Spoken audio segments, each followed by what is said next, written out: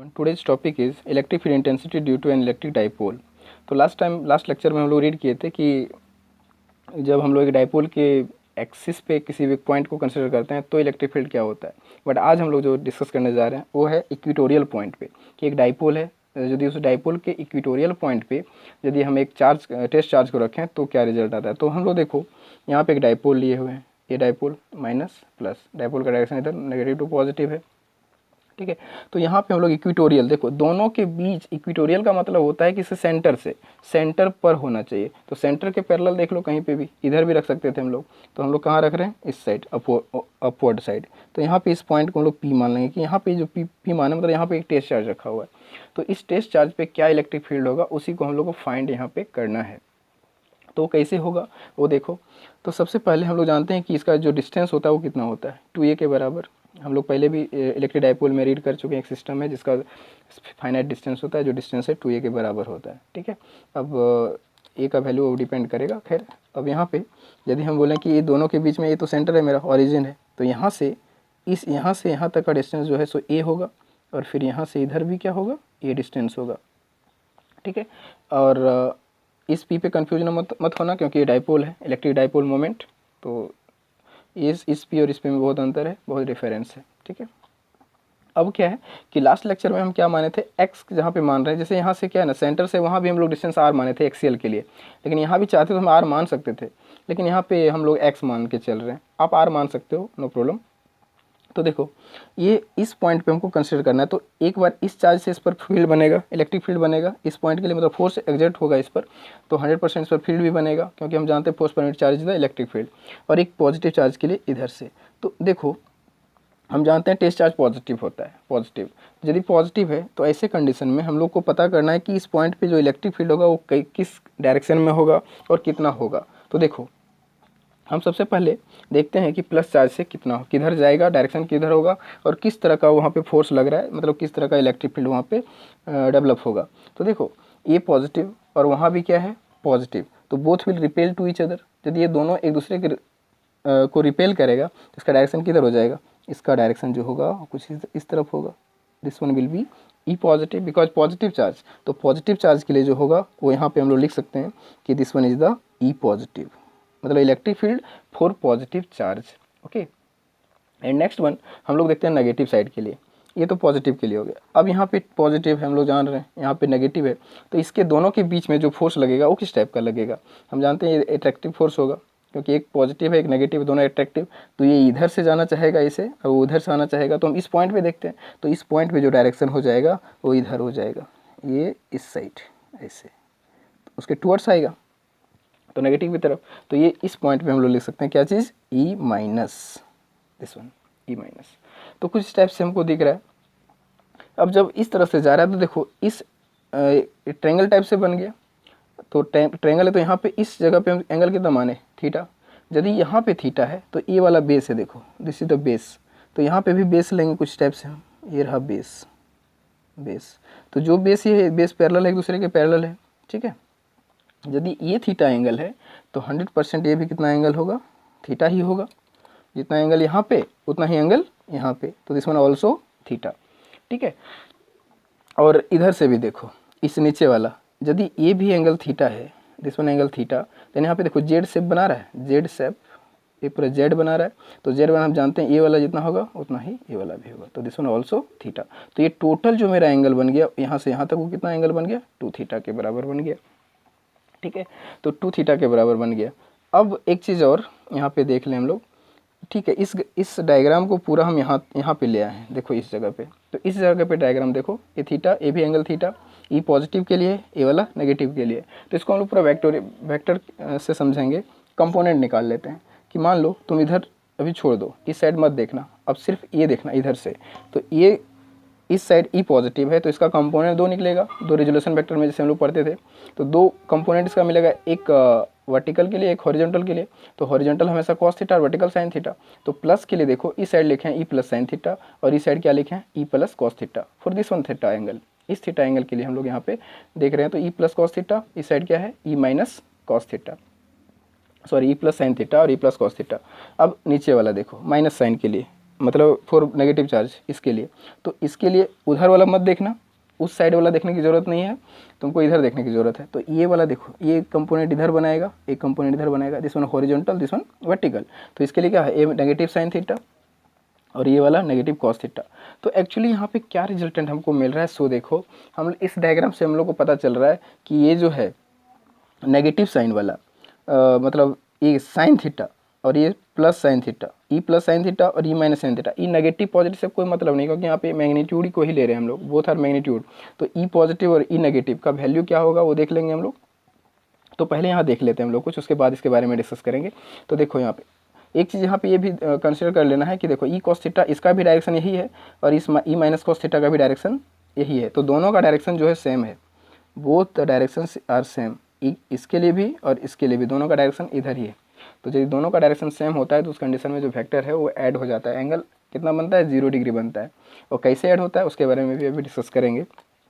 तो देखो अब सबसे पहले रिजल्टेंट वेक्टर निकालते हैं। जब दो वेक्टर है, देखो यहाँ पे दो चार्ज है, माइंड में एक चीज़ हमेशा रखना कि जितना चार्ज उतना इलेक्ट्रिक फील्ड। तो टोटल हमारे पास दो चार्ज है, इसलिए दो इलेक्ट्रिक फील्ड है। दो इलेक्ट्रिक फील्ड है तो हमेशा हम लोग दोनों इलेक्ट्रिक फील्ड उस पॉइंट पर लगाएगा, इस पॉइंट पर दोनों इलेक्ट्रिक फील्ड स्ट्राइक करेगा। तो दोनों स्ट्राइक करेगा तो हमारे पास जो इलेक्ट्रिक फील्ड टोटल मिलेगा वो हमेशा ऐड अप होता है, ठीक है। तो ऐड करेंगे तो कैसे ऐड होगा, देखो हम लोग वेक्टर में जब भी दिखाएंगे तो हम लोग रिजल्टेंट वेक्टर तो ऐड ही में दिखाते हैं, क्योंकि रिजल्टेंट वेक्टर हमेशा सम होता है दूसरे अनदर टू कंपोनेंट्स का।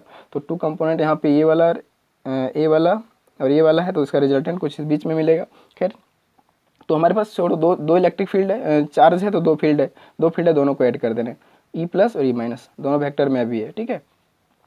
तो ऐसा है, तो इसका हम लोग सबसे पहले वेक्टर में ही इलेक्ट्रिक फील्ड निकाल के देख लेते हैं। तो वेक्टर में निकालेंगे तो क्या मिलेगा, देखो ई प्लस मतलब वही के q divided by x square plus A square. अब बोलोगे ये कहाँ से आया, एक्स स्क्वायर प्लस ए स्क्वायर कहाँ से आया, ये भी आपके लिए क्वेश्चन है।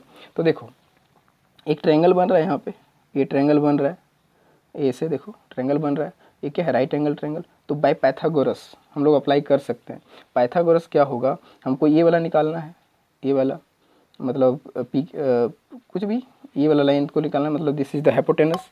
तो हाइपोटेनस का स्क्वायर इज इक्वल्स टू होता है बेस का स्क्वायर प्लस परपेंडिकुलर का स्क्वायर।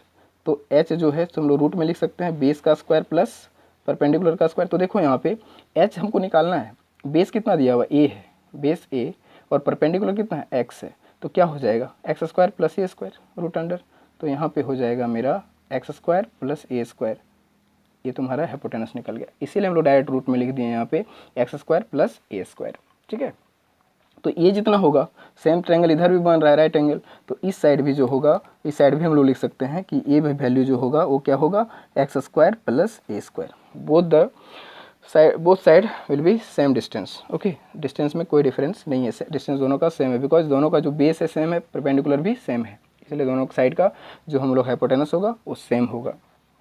अब बोलोगे कि यहाँ पे रूट में लिए हैं, यहाँ पे एक्स स्क्वायर प्लस ए स्क्वायर ओनली लिखे हैं, तो इसका मतलब क्या है, ये आर स्क्वायर है। हम जानते हैं कि इलेक्ट्रिक फील्ड होता है k q divided by r square. तो आर स्क्वायर है तो रूट को तो हटा देगा ना, तो रूट को हटा दिया तो इससे क्या लिखा है, एक्स स्क्वायर प्लस ए स्क्वायर, ठीक है।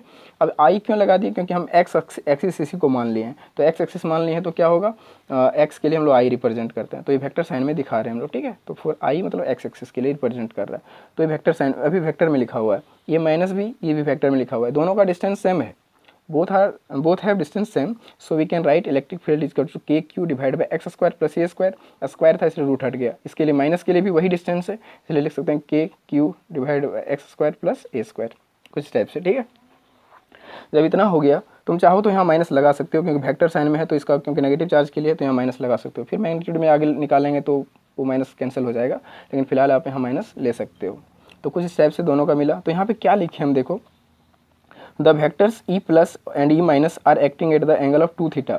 2 थीटा के लिए यहाँ पे एक्ट कर रहा था, ठीक है। अब यहाँ पे देखो नीचे क्या लिखे, दोनों निकालने के बाद, कैलकुलेट करने के बाद यहाँ लिख रहे हैं the vectors E plus sine theta and E minus sine theta are opposite to each other and hence cancel out. मतलब यहाँ देखो ये वर्टिकल कंपोनेंट में जो है, क्योंकि दोनों का वैल्यू सेम दिख रहा है तुमको, दोनों का मैग्नीट्यूड सेम होगा, तो ये मैग्नीट्यूड ही है दोनों, ये हम माइनस साइन का यहाँ कोई इंपॉर्टेंस नहीं है मैग्नीट्यूड के लिए। तो ऐसे में क्या होगा कि ई प्लस साइन थीटा और ई माइनस साइन थीटा दोनों का वैल्यू सेम है, एक पॉजिटिव में है दूसरा नेगेटिव में है, तो एक दूसरे को क्या कर देगा, कैंसिल हो जाएगा, कर देगा। मतलब ई नेट जो यहाँ पे निकलेगा इस वर्टिकल कंपोनेंट के लिए वो हमको 0 मिलेगा। ठीक है, अब देखते हैं कि जो हॉरिजॉन्टल कंपोनेंट है, हॉरिजॉन्टल कंपोनेंट में क्या है, दोनों का वेक्टर सेम डायरेक्शन में और सेम डायरेक्शन में है, तो थीटा जो बनेगा वो 0 डिग्री बनेगा। अब जब 0 डिग्री बनेगा तो उसके लिए हम लोग कैसे कैलकुलेट करते हैं वो देखो, यहाँ पे लिखे हम कि these vectors E plus cos theta and E minus cos theta are acting along the same direction and hence add up. Then add कर सकते हैं हम लोग इसको, क्यों, क्योंकि डायरेक्शन सेम है, और क्यों 0 डिग्री है और क्यों जेड अप होगा उसके बारे में भी अभी डिस्कस कर रहा हूँ मैं। देखो E is equals to E plus E minus वहाँ से लिए, और इसको मैग्नीट्यूड में लिखेंगे तो ई प्लस का जो मैग्नीट्यूड है क्या है, ई कॉस थीटा है, ये लिख दिया डायरेक्ट, और ई माइनस के लिए भी क्या है, ई कॉस थीटा है। आप वो साइन लिखो या ना लिखो कोई फर्क नहीं पड़ता, क्योंकि दोनों का वैल्यू सेम है, इसलिए ई कॉस थीटा लिख दिए। ठीक है, अब यहाँ पे तुम लिख सकते हो पी पॉइंट के लिए है, इलेक्ट्रिक फील्ड जो निकाल रहे हैं किस पॉइंट के लिए, इस पी पॉइंट के लिए निकाल रहे हैं, इसलिए पी यहाँ पे लिख देते हैं। E P is equal to E cos theta plus E cos theta, दोनों सेम है तो क्या हो जाएगा 2 ई कॉस थीटा। ठीक है, अब इलेक्ट्रिक फील्ड का वैल्यू हमको पता है 2k divide by x square plus A square, यहाँ से पता है। इसका मैग्नीट्यूड निकालोगे तो क्या लिख देंगे, डायरेक्ट मैग्नीट्यूड इसका लिख दो k divide by x square plus A square, यहाँ पे आई वगैरह कुछ नहीं लिखा है क्योंकि मैग्नीट्यूड हम लिखने जा रहे हैं, ये आई ई का मैग्नीट्यूड हम लिख दिए इसको, तो ये कुछ हमको उतना मिला, उस वैल्यू को हम यहाँ पे पुट कर दिए 2k क्यों 2 ये वाला है, इलेक्ट्रिक फील्ड का वैल्यू वहाँ से लिए, तो k divide by x square plus A square into, अब बोलोगे A by x square plus A square, A कहाँ से है रूट में, तो यहाँ पे कॉस थीटा है, तो cos theta is to B by H, base by hypotenuse होता है, तो बेस देखो क्या है, ए है, कॉस थीटा यहाँ से निकालेंगे तो बेस ये है, तो यहाँ पे ये लिखे हैं, हाइपोटेनस कितना है एक्स स्क्वायर प्लस ए स्क्वायर, दोनों साइड से के लिए वही होगा, तो देखो cos theta is equal to a by root under x square plus A square, कुछ ये मिल गया हमको कॉस थीटा, तो इसी वैल्यू को हम यहाँ पे सब्स्टिट्यूट कर दिए 2k by x square plus A square into a by root under x square plus A square, this value is the cos for cos theta. Okay, अब इसको कैलकुलेट हम लोग करते हैं आगे, कैलकुलेट करने से क्या मिलेगा, देखो 2k divide by x square plus A square, इसका पावर कितना है 1 है, और इसका पावर कितना हो जाएगा A by x square plus A square to the power of 1/2 because of root का हम लोग 1/2 में दिखाते हैं, तो अब क्या मिलेगा देखो is equals to 2k into A, इसको मल्टीप्लाई कर दिए डिवाइड बाय, ये देखो 1 है और 1/2, 1 प्लस 1/2 करेंगे तो आएगा 3/2, तो पावर कितना हो गया 3/2 x square plus A square to the power of 3/2। अब इसको तुम चाहो तो एक फॉर्म में लिख सकते हो, किस तरह से, k को ही रहने दिए, देखो k को पहले लिखे q इंटू 2a, इसको यहाँ लिख दिए, तो ये जो है ना हमको एक डाइपोल देता है, डाइपोल मोमेंट, इसलिए हमको इसको फॉर्म में लाना पड़ा, नीचे में कोई चेंजेस नहीं, एज इट इज़ रहेगा, इज इक्वल्स टू k, वही 1/4 पाई एप्सिलॉन नॉट k है ये, और p देखो इसके जगह पे हम क्या रिप्रेजेंट कर पुट कर दिए, p पुट कर दिए divided by x square plus A square to the power of 3/2। अब ये इक्वेशन तो यहाँ तक आ गया, अब क्या है कि यदि हम यहाँ बोलें if x is much greater than A, उसी तरह से जहाँ पे r is much greater than A बोल रहे थे एक्सियल में, उसी तरह से यहाँ पे x is the much greater than A, क्योंकि है भी, क्योंकि ये पॉइंट बहुत दूर हो सकता है, कम भी हो सकता है, ज़्यादा भी हो सकता है, बट ये तो फिक्स है ना, ये और बहुत छोटा है, हम पहले भी बोले डाइपोल का जो डिस्टेंस होता है वो बहुत ही छोटा होता है, तो ऐसे कंडीशन में ये जो p है वो बड़ा होगा इन कंपैरिजन ऑफ a, तो इस कंडीशन में इस a को हम लोग क्या करते हैं नेगलेक्ट कर देते हैं, तो इसको नेगलेक्ट करते हैं, तो नेगलेक्ट करने से क्या होगा, यदि इसको नेगलेक्ट करोगे तो लिख सकते हो इज इक्वल्स टू के पी डिवाइड बाई, देखो यहाँ पे ए नेगलेक्ट मतलब ये टर्म क्या हो जाएगा 0 हो जाएगा, यदि ये 0 हो जाता है तो क्या लिखेंगे, सिर्फ एक्स स्क्वायर बचा, तो एक्स स्क्वायर पर 3/2 पावर मिलेगा, ठीक है, तो x square to the power of 3/2 के पी ऊपर में है, ए मिल गया, 2 going to cancel, if 2 will be cancel then we can write K P divide by x Q, यहाँ से ये मिल गया K P divide by x Q. देखो दोनों का जो हम लोग का थ्योरी मिला वो क्या मिला कि दोनों जो है यहाँ पे के पी कॉन्स्टेंट मिल रहा है हमको, तो ऐसे कंडीशन में हम यहाँ पे दिखा सकते हैं कि E is inversely proportional to the power x to the power Q, ऐसा कुछ दिख रहा है, मतलब ये जो x है वो क्या हमको बता रहा है, x बता रहा है कि x को हम बढ़ाएंगे घटाएंगे तो इलेक्ट्रिक फील्ड भी बढ़ेगा और घटेगा, जैसे देखो ए वाला x की बात कर रहे हैं, इसको यदि ज़्यादा कर देंगे तो फील्ड घट जाएगा, इसको यदि कम कर देंगे तो फील्ड स्ट्रॉन्ग होगा, ठीक है, फील्ड बढ़ेगा, तो ये पूरा है पूरा इन्वर्सली प्रोपोर्शनल। इसका भी ग्राफ यदि बोलें तो सेम बनेगा, क्योंकि जो पहले बताए थे इन्वर्सली प्रोपोर्शनल का ग्राफ यदि बनाना चाहो तो ऐसे कुछ बनेगा, और यदि ऐसे करके दिखाओ 1/x³ दिखाओगे इधर इलेक्ट्रिक फील्ड, तो ये कुछ इस तरह से बनेगा, यूनिफॉर्म बनेगा, क्योंकि बहुत है डायरेक्टली प्रोपोर्शनल की बात कर रहे हो, ये जो बनेगा कुछ इस टाइप से 1/x³, और ये जो ग्राफ दिखा रहा है वो दिखा रहा है 1/x³, इस टाइप से दिखा रहा है। अब बोलोगे कि यहाँ पे हम प्लस क्यों किए, वो हमको बताया ही नहीं, तो इसके बारे में यदि जानना है तो जान लो, एंगल कितना बन रहा है 0 डिग्री, तो इसको क्या हम लोग यदि रिजल्टेंट निकालते तो क्या लिखते, root under E1 square plus E2 square plus 2E1 E2 cos theta लिखते, और कॉस थीटा का वैल्यू कितना है 0 डिग्री। तो हम जानते हैं कि कॉस 0 का वैल्यू कितना होता है 1 होता है। तो हो जाएगा E1 square plus E2 square plus 2E1 E2 cos 0 का वैल्यू कितना हो जाएगा 1। ठीक है, कॉस 0 यहाँ पुट करेंगे तो वैल्यूज़ का हमको क्या मिलेगा 1। तो फाइनली क्या मिला आपको E1 square plus E2 square plus 2E1 E2 मतलब A plus square plus B square plus 2AB।